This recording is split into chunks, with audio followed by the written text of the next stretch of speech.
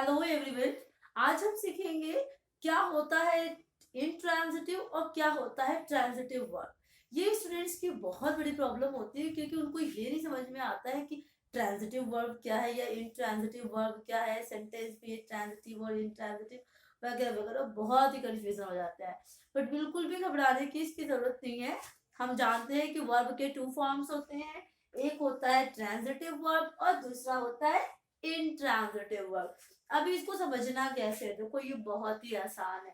यहाँ पर transitive verb को हिंदी में बोलते हैं सकर्मक।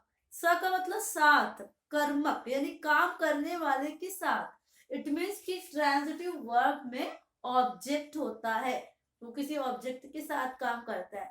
ठीक है, लाइक मैं अपने खिलौने के साथ खेलता हूँ, तो किसके साथ खेल रहा हूँ? खिलौने के साथ खेल रहा हूँ, राइट। मैं किताब पढ़ती हूँ, तो मैं क्या चीज को पढ़ती हूँ? किताब को पढ़ती हूँ। आप ऑब्जेक्ट कुल है, ऑब्जेक्ट आपके साथ है, उसी को हम बोलते हैं ट्रांजिटिव वर्ब यानी कि सकर्मक क्रिया।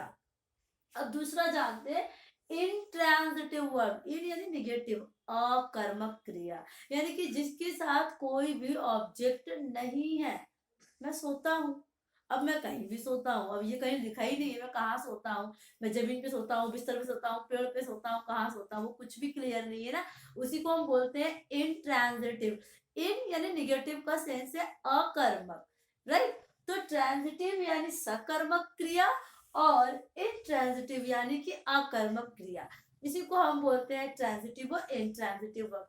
एग्जाम्पल देखो और फिर समझोगे क्या है इंट्रांजिटिव और क्या है ट्रांजिटिव।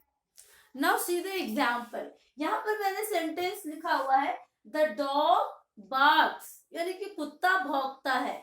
तो ये क्या हो गया? ये आपका हो गया intransitive verb.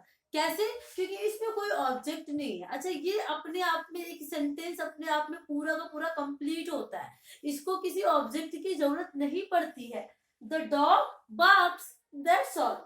The girl dances, लड़की डांस करती है, दैट्स ऑल। तो ये सेंटेंस जो होता है उसकी मीनिंग अपने आप में पूरी कंप्लीट होती है, जिसको किसी भी ऑब्जेक्ट की जरूरत नहीं होती है, उसको हम बोलते हैं इंट्रांजिटिव वर्ब। तो इंट्रांजिटिव वर्ब जो है वो अपने आप में पूरा फुल मीनिंग देता है, वो अधूरा नहीं होता है। The dog barks, it's a full meaning sentence.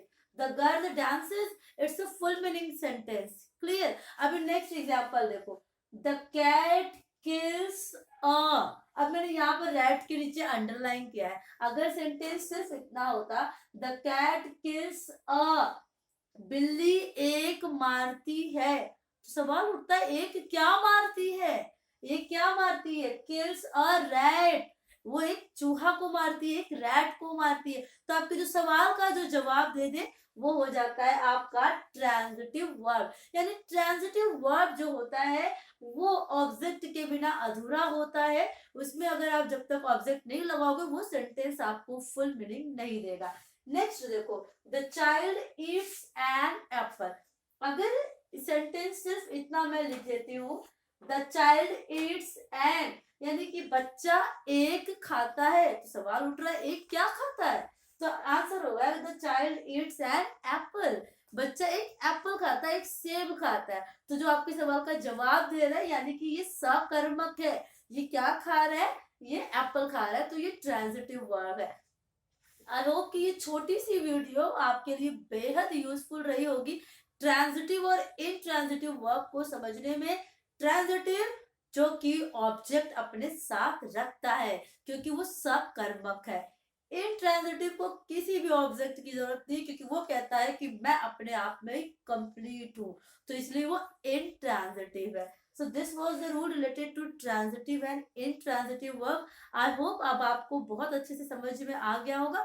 ऐसे ही कुछ छोटी और वीडियोस मैं लेकर के आऊंगी आपके लिए जो कि ग्रामर के रूल से रिलेटेड बहुत ही जरूरी होती है। इनकी जानकारियां आपको होनी चाहिए ताकि आपको इंग्लिश ग्रामर को समझना सिर्फ आसान ही ना हो बल्कि बहुत ही ज्यादा एंटरटेनिंग भी हो जाए। Thank you for watching.